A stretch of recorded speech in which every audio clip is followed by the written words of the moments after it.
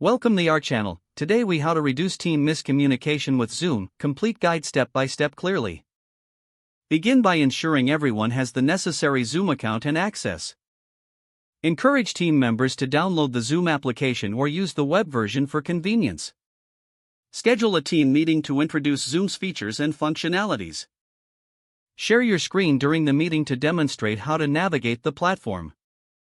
Highlight the importance of using clear subject lines when scheduling meetings.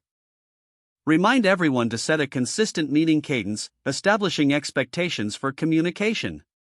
Instruct your team on how to properly use the chat feature for real-time questions and thoughts. Encourage participants to utilize the emoji reactions for quick feedback during meetings.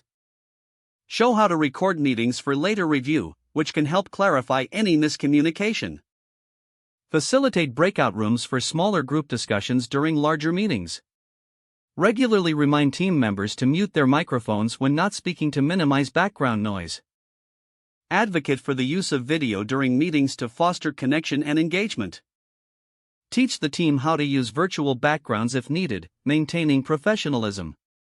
Encourage summarizing key points at the end of each meeting to reinforce understanding. Implement a follow-up email summarizing discussion points and action items post-meeting. Gather feedback on the Zoom experience to continuously improve communication practices. Encourage team members to ask clarifying questions whenever needed. Promote a culture of openness, ensuring everyone feels comfortable sharing their thoughts. Use Zoom polls to gauge opinions during discussions for more inclusive decision-making. Emphasize the importance of being punctual for meetings to respect everyone's time.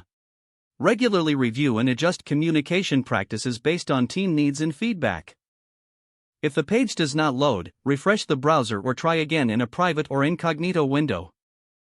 Make sure you are using the correct email address, then retype it carefully to avoid small typos. If your password is not accepted, use the reset option and create a new strong password you can remember. Check your spam folder for verification or security emails, then complete any requested confirmation steps. Enable two-factor authentication if available to improve account security and reduce unauthorized access risk. After signing in, review your profile details so your contact information and settings are accurate and current. If you see an error message, note it down and try again after restarting your device and internet connection. Don't forget to like this video and subscribe to our channel for more step-by-step tech guides.